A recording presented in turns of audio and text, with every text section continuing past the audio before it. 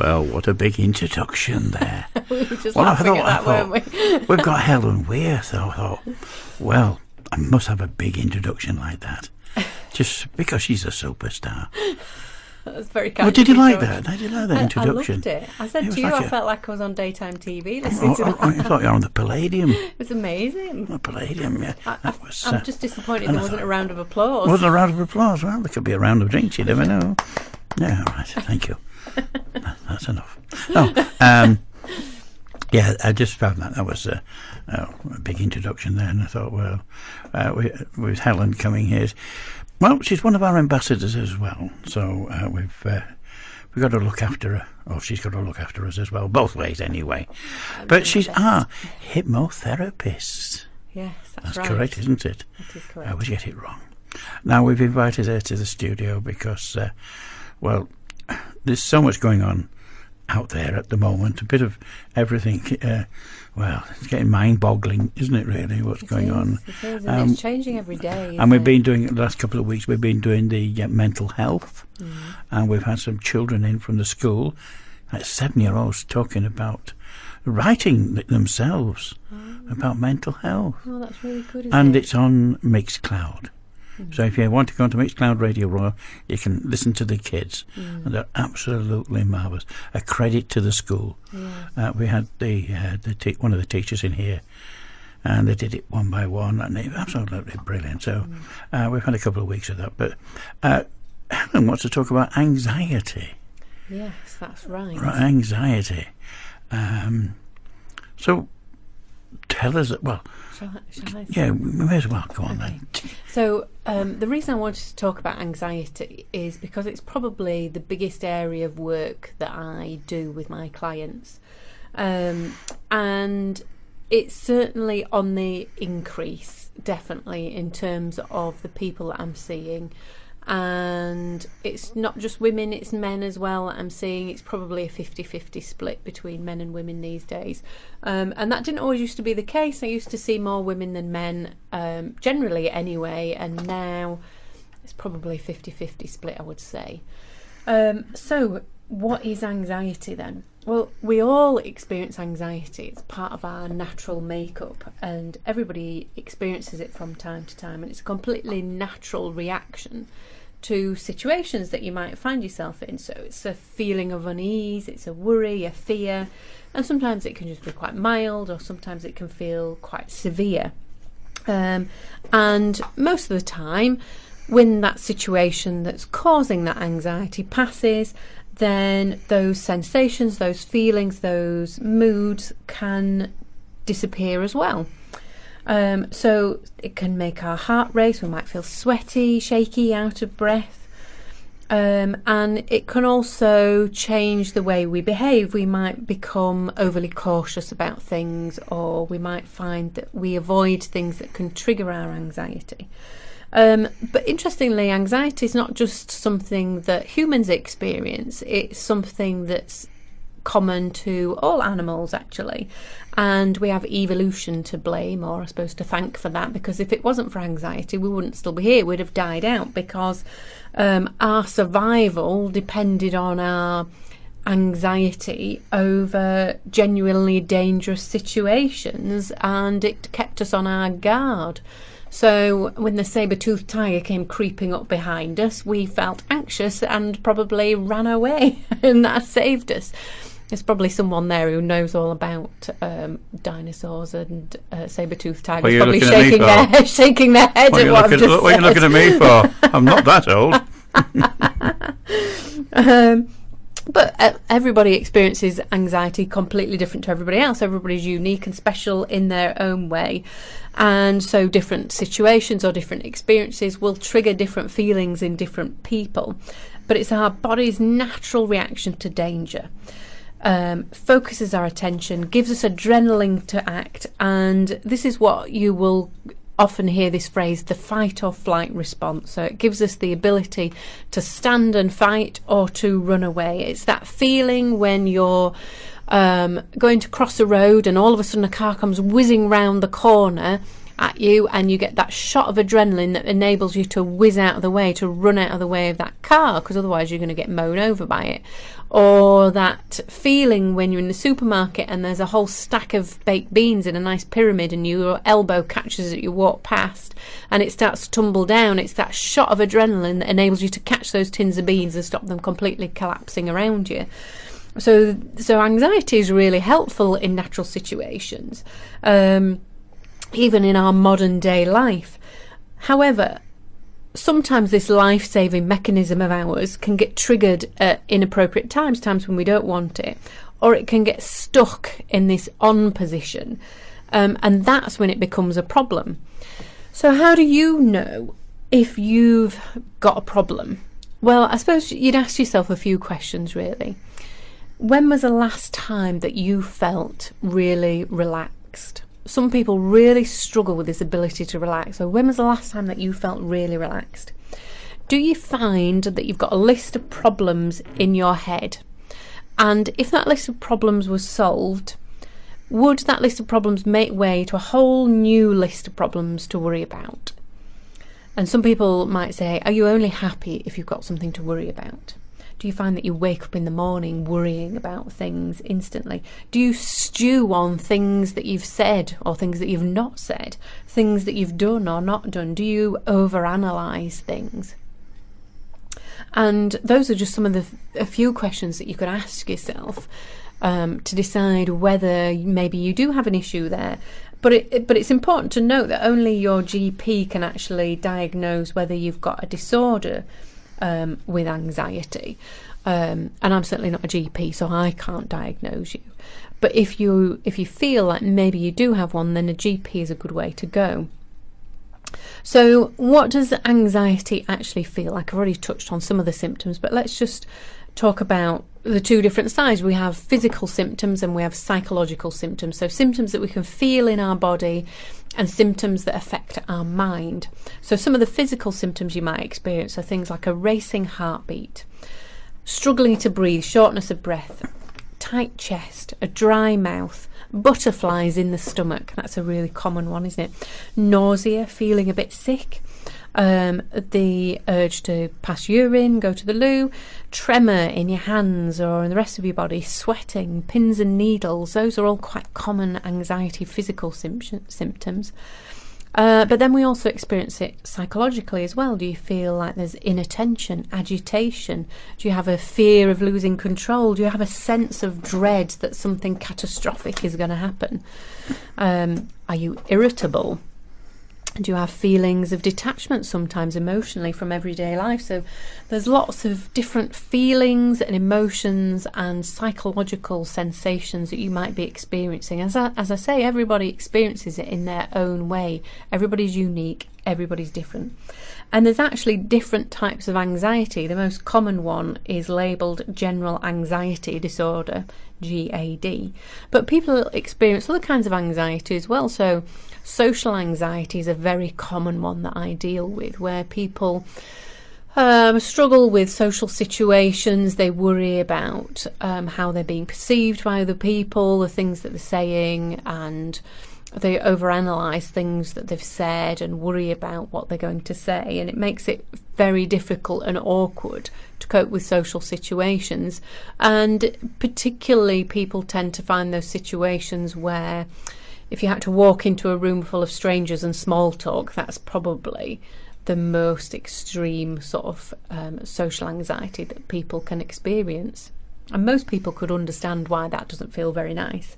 But there's things like phobias, there's panic attacks, OCD, obsessive compulsive disorder.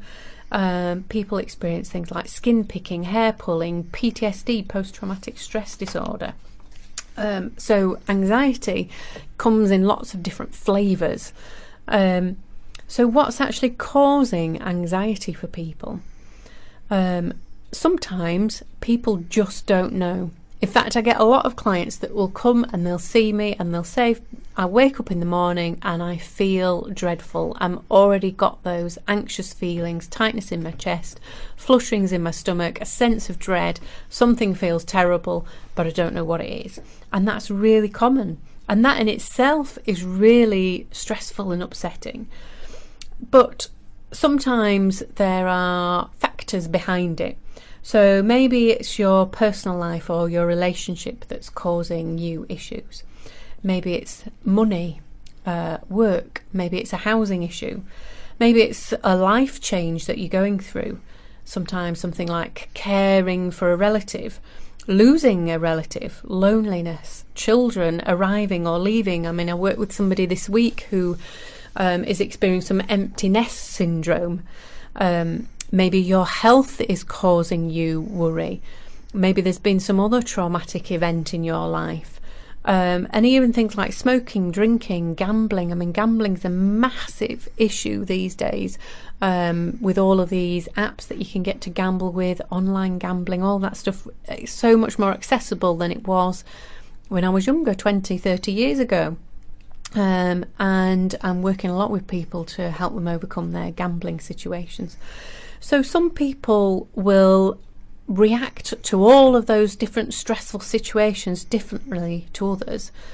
And everyone is going to go through stressful situations in their life. Life is not a long, straight, flat road, and it'd be really dull if it was.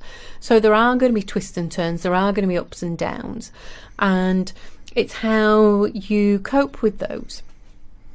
And also there are other things that can affect your mental health, such as the upbringing that you had, your childhood environment, things that happen to you, and just your general temperament. Maybe you are a natural worrier anyway.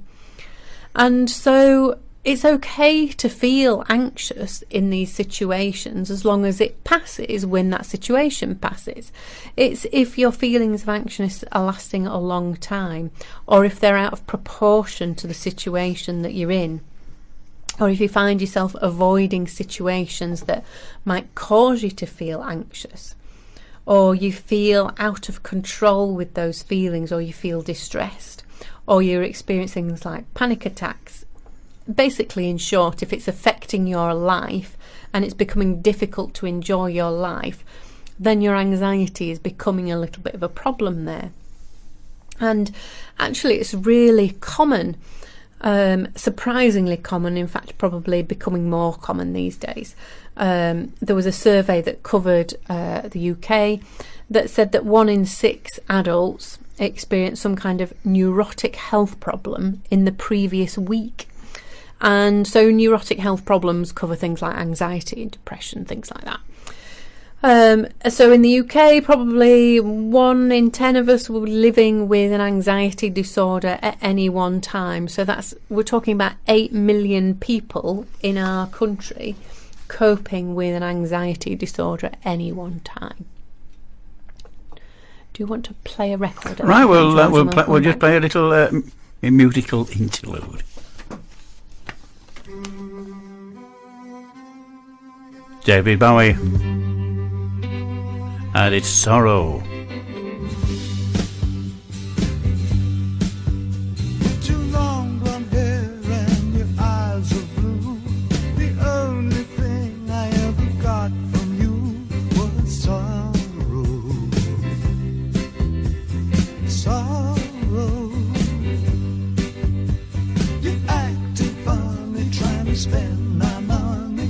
Get out there playing your high-class games of sorrow. Sorrow. You never do what you know you ought to. Something tells me you're the devil's daughter. Sorrow. Sorrow. Sorrow.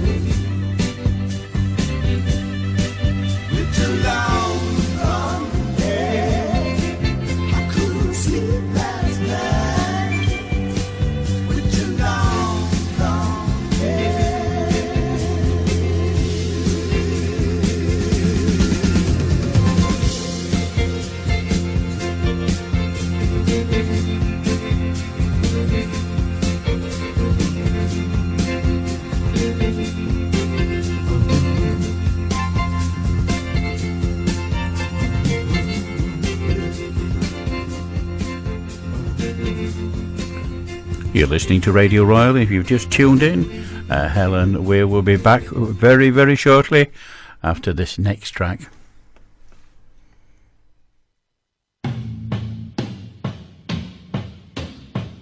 Crazy Powell. Dance with the Devil.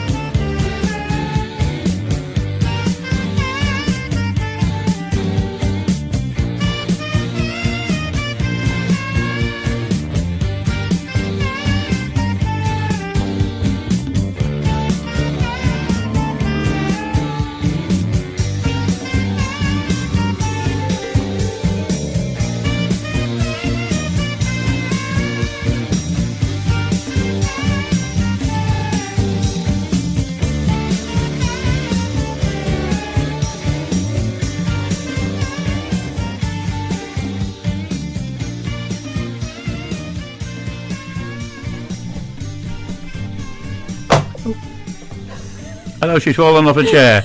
Just upside now. Well, I don't know what she's been drinking in the interval, but it must have. I didn't get any. I didn't get any.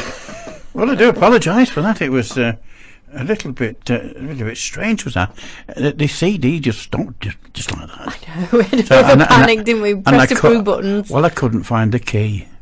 No, it's a clockwork is ours, but. We put some coal in the back. And yeah, that's it. Well, modern technology, you see. Yes. Now, we're talking about anxiety.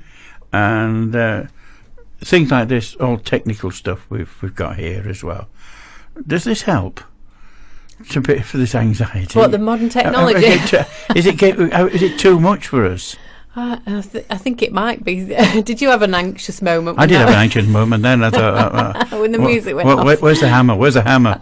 No, but because of there's so much going on today in our lives. You're absolutely right. There's loads going on in our world and the things that we're exposed to. And anxiety is certainly not a new thing. There's an interesting document called The Anatomy of Melancholy that was written in 1621 by a chap called Robert Burton, and he referred to a patient of Hippocrates. And you probably recognise these feelings if you ever had anxiety. He dare not come into company for fear he should be misused, disgraced, overshoot himself in gestures or speeches, or be sick. He thinks every man observeth him. And it's quite interesting that's people who experience particularly social anxiety. That really sums up how you feel. But things are changing, I think, and we are experiencing more anxiety in the world that we're in. Barnes and Noble, about 18 months ago, they're the largest book retailer in the States, said that they had a jump of 25% on the sale of books for anxiety in the previous year. So clearly there's more of a demand to self-treat with things like books. Interestingly, there's been research done in terms of what sectors of the population are affected, and it turns out it's less common in older adults. So as the population gets older, perhaps anxiety will actually decline as a percentage. Because people are more relaxed. Yeah, as they get older. I guess maybe your perception of the world changes, doesn't it, as you get older and you chill out a bit more and you become less bothered about things. Certainly some research done in 2018 discovered that millennials were the most anxious generations, although the feeling of being anxious is not the same as having an anxiety disorder. So there's definitely an age factor there. There was a study published back in the 1990s that found that people who pursued money, looks and status were more likely to feel anxious or depressed. So there's obviously some pressures from society there. And they did some other research in 2017 where they studied people from 26 different countries, and they concluded that anxiety is more common in high-income countries. So if you think about a situation where you're in a low-income country where potentially your life may be at risk and maybe you're struggling to find food or to find shelter and things like that, you'd think there'd be more anxious, wouldn't you? But actually, it's the people that have more that tend to be more anxious. There's been some interesting links drawn as well towards the environment and to pollution. They did some research, the British Medical Journal did some research on 70,000 nurses, and they were able to draw links between the air pollution that they were exposed to and anxiety. Those that had a higher level of exposure to pollution were more likely to report symptoms of anxiety. Now obviously they need to dig a bit deeper into that to find out, well, what pollution is it? Is it something in particular? Because we're obviously exposed to all kinds of different chemicals, and maybe there's other factors that cause the anxiety. It's not just the fact that you're around pollution. Maybe it's because you're in a city and that causes more anxiety actually, rather than the fact that you're around the pollution. But they obviously need to do a bit more research into that. But then the other thing that we've got, this modern day curse, and I've been sat doing it myself, so I'm completely guilty of that, posting pictures on social media while we've been sat here talking, haven't I, George? No, that's right. But the people that are more frequent users of social media tend to suffer more with anxiety and depression. And that's interesting, isn't it? Does it mean that people that experience those things tend to be more drawn to those platforms as a way of comfort, or is it using those platforms that causes anxiety and depression? And we haven't quite got to the bottom of that one yet, but it's quite an interesting concept, isn't it? So there's definitely changes going on in society, and as I said to you earlier, I'm definitely seeing more and more cases of people coming to me with anxiety. It's the most common thing that I deal with these days. But I want you to know that you're not alone if you're experiencing anxiety. There's plenty of famous people out there who have experienced anxiety. So let's just run through a few of those. Oprah Winfrey, most of you know her. She's a very successful talk show host in the States and multimillionaire. And she said back in 2013 that anxiety nearly caused her to have a nervous breakdown. And she said in the beginning it was just sort of speeding and a kind of numbness going from one thing to the next thing to the next thing. And she said, I'll tell you, when I realised that, I thought, all right, if I don't calm down, I'm going to be in some serious trouble. So maybe you can recognise that sort of feeling of speeding from one thing to another. Both of the Kardashian girls, I know there's a number of them, isn't there? But Kourtney and Khloe Kardashian are known for anxiety.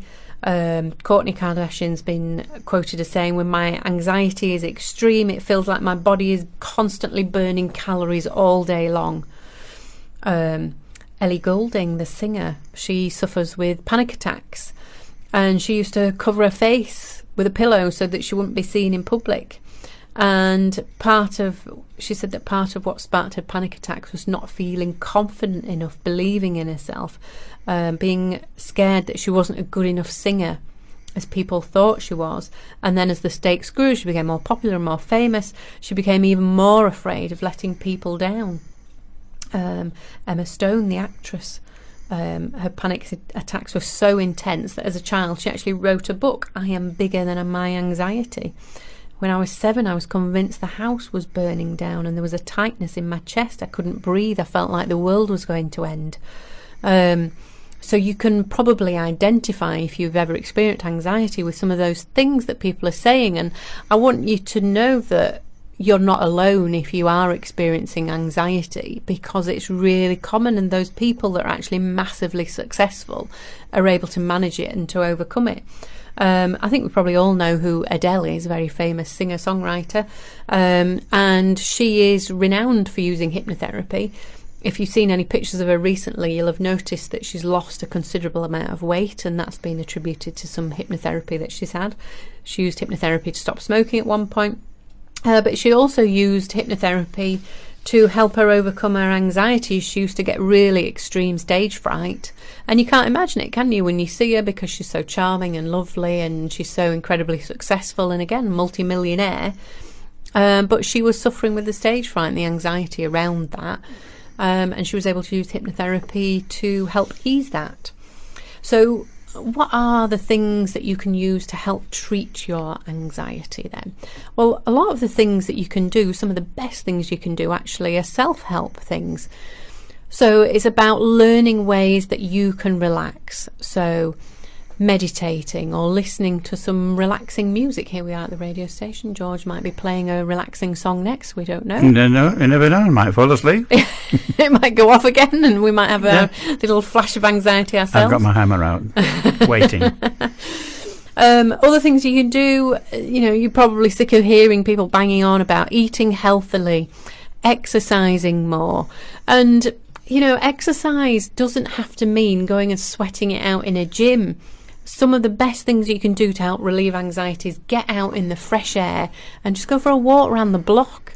One of the things that I regularly prescribe for my clients as homework is to have a break at lunchtime and go for a walk around the block.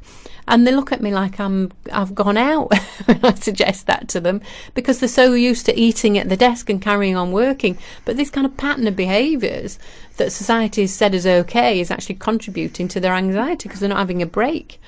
So having a healthy daily routine, having good, positive, healthy relationships, making sure that you're getting enough sleep, and complementing your life with things like yoga, meditation, hypnotherapy. Some of the things that you can do self-help wise, but also you can go for things like counselling, CBT, Your doctor can actually prescribe you medications as well for anxiety and to help you with the physical symptoms. And I don't want to go into that in too much detail because I'm not a GP, as I said earlier, and that's not my area of expertise. My area of expertise is around hypnotherapy and how hypnotherapy can help you. So with that in mind, what are the things that hypnotherapy can do? Well, we can teach you relaxation techniques, ways to de-stress, ways to chill out at the end of your busy day, things like self-hypnosis. I can help you sort out your sleep issues, your insomnia, your trouble going to sleep because you've got that busy brain, that waking up in the middle of the night and stewing over all sorts of different things. I can help you with motivation, energy, that get up and go, the drive to eat healthier, to exercise. I can help you with all those things. I can help you with your relationship situation, so things like overcoming jealousy, insecurity, coming to terms with a breakup. Those are things that very commonly cause anxiety. I've dealt with people who coming to terms with affairs from either side, being on the receiving end or being the perpetrator, I suppose you'd call them. I can help you improve your situation at work if work is causing you anxiety. And I see a lot of teachers, for instance. You won't be surprised to know that they are quite among the most stressed people in our population. So I can help you with things like confidence around work, the ability to switch off, helping you cope with stress. So there's loads of different ways in which hypnotherapy can actually help you come to terms with your anxiety and put it behind you. And it's really surprising to a lot of people about how quickly we can resolve these things. You can see a difference after just one session in terms of how you feel, your mental health and your ability to cope with everyday life. It is that simple. Would you like me to mention my website? Should I do Yes, please do. Okay, Now we know who to contact. Okay, so if you wanted to contact me, you can contact me via my website. It is www.helenthehypnotist.co.uk. I'm out there on social media. You can find me on Twitter, Facebook, Instagram. And you can phone me the old-fashioned way, or you can text me on this number. It's 07585 898 906. Are you on Twitter? I am on Twitter. We've just joined Twitter as well. I don't know that I'm any good at it. We're not good at it neither. But I always lots of people following. The things with Twitter and Instagram is I get a bit confused with hashtags and how much I should hashtag or not hashtag. You get very anxious. I don't get anxious. The anxiety. Not a lot makes me anxious these days, George. That's a good position to be in. Yeah. It is. I mean, this is such a stressful life now. Yeah, everything's stressful, and you're very anxious of doing this and doing more, and nobody does anything for you. Yeah. And it's I say it's a. But anyway, get in touch with Helen. She's wonderful. She can't create miracles, but she can almost. I do my very best. You do your very best, don't you? I think the thing with hypnotherapy... She's got a very good track record. Yeah, the thing with hypnotherapy is that you've got to appreciate that it's a two-way process. Hypnotherapy is not magical mind control. And if you come with that intention that you want to change and we'll work together to make that change. And of course, you're not one of these hypnotists that's on the stage and, you fall asleep when I click my fingers. No. Helen's nothing like that at all. I do have a swinging watch, but it's just a nice piece of jewellery. Yes, I would like one too, you say, yeah. Yes, thank you very much for coming in. Thank you very much for having me. And I hope... Pleasure as always. I hope all this, helps somebody. It must help somebody out there. Yes, I hope so. And if you can't get in touch with Helen, you can always get us to... We'll pass the messages on. You can come through Radio Royal if you want. And we'll get in touch with Helen and pass all the information on. If you can't remember Helen. But we're going to put this on Mixcloud anyway, so so that you'll be able to hear it wherever you are in the world, that you can just pop onto Mixcloud and then you can listen to this Helen again talking about anxiety. So it's Modern technology. No, well, when you put that up there, I shall put that link on my social media as well, so it gets shared around there. That's right. So you can always get in touch with Helen by going onto Mixcloud. Right. Thank you very much for coming in. That was absolutely superb. You're listening to Radio Royal.